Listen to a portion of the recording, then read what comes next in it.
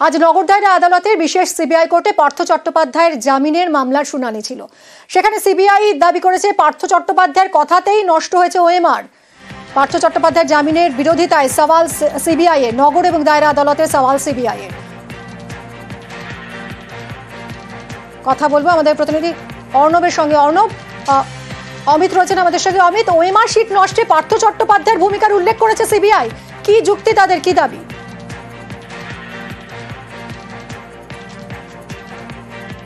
এটা হচ্ছে প্রথম সিবিআইয়ের তরফে যেটা দাবি করা হলো, পার্থ চট্টোপাধ্যায়ের কথাতেই ওএমআর সিট নষ্ট করা হয়েছে। কারণ আমরা এর আগে একাধিক শুনানিতে যে প্রসঙ্গ উঠে এসছে ওএমআর সিট নষ্টের প্রসঙ্গ, সেক্ষেত্রে জামিনের বিরোধিতা করতে গিয়ে, পার্থ চট্টোপাধ্যায়ের জামিনের বিরোধিতা করতে গিয়ে সিবিআইয়ের তরফে আজকে আইনজীবী আজকে আদালতে জানিয়েছে যে পার্থ চট্টোপাধ্যায়ের নির্দেশে ওএমআর সিট নষ্ট করা হয়েছে। শুধু তাই নয়, এই যে দুর্নীতি, প্রাথমিক শিক্ষক নিয়োগের যে দুর্নীতি হয়েছে, সেই দুর্নীতির মাস্টার মাইন্ড পার্থ চট্টোপাধ্যায়, এমনটা আজকে আদালতে উল্লেখ করা হয়েছে সিবিআইয়ের তরফে। সেক্ষেত্রে তালিকার কথা বলা হচ্ছে, অযোগ্য চাকরি প্রার্থীর তালিকা, যে তালিকা পাওয়া গেছিল ওয়্যার হাউস থেকে, সেই তালিকায় 752 জনের লিস্টের কথা বলা হচ্ছে, যেটা অযোগ্য চাকরি প্রার্থীদের। সেটি মানিক ভট্টাচার্য মারফত পৌঁছে গিয়েছিল হচ্ছে পার্থ চট্টোপাধ্যায়ের কাছে। পার্থ চট্টোপাধ্যায় সেটি দেখে আবার সেটি ফেরত পাঠিয়েছিলেন মানিক ভট্টাচার্যের কাছে, এবং সেখান থেকে 321 জনের অযোগ্য চাকরি প্রার্থীদের তালিকা তৈরি হয়েছিল, চূড়ান্ত তালিকা।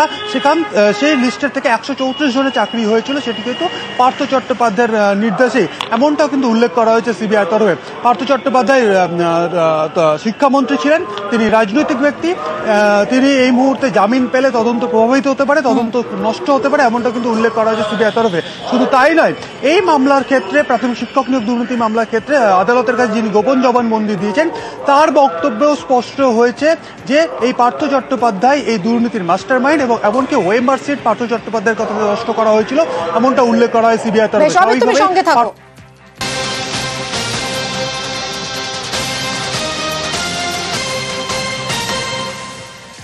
সিবিআই নজরে রাজনৈতিক প্রভাবশালী সুপারিশেই 134 জনের চাকরি।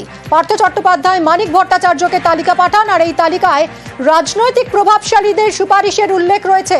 এই নিয়ে কি বলেছে আজ সিবিআই, জানবো অমিতের কাছ থেকে। অমিত,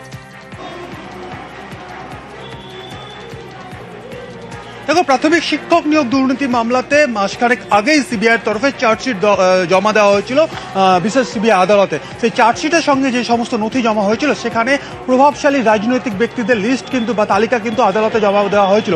আজকে জামিনের বিরোধিতা করতে গিয়ে সিবিআইয়ের তরফে তাদের আইনজীবী আদালতকে স্পষ্ট করেছেন যে 134 জন অযোগ্য চাকরি প্রার্থী চাকরি পেয়েছেন প্রাথমিক শিক্ষক পদে। তাদের যে সমস্ত রাজনৈতিক প্রভাবশালী ব্যক্তি সুপারিশ করেছিলেন, তাদেরকে জিজ্ঞাসাবাদ করতে চলেছে সিবিআই। এমনকি সিবিআইয়ের তরফে যে চার্জশিট জমা দেওয়া হয়েছিল, চার্জশিট যে নথি ছিল, সেখানেও কিন্তু এই সুপারিশকারীদের নামের তালিকাও কিন্তু আদালতে ইতিমধ্যে জমা দেওয়া হয়েছে।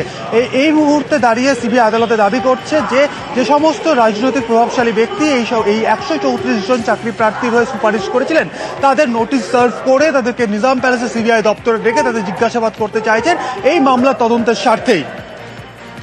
ধন্যবাদ।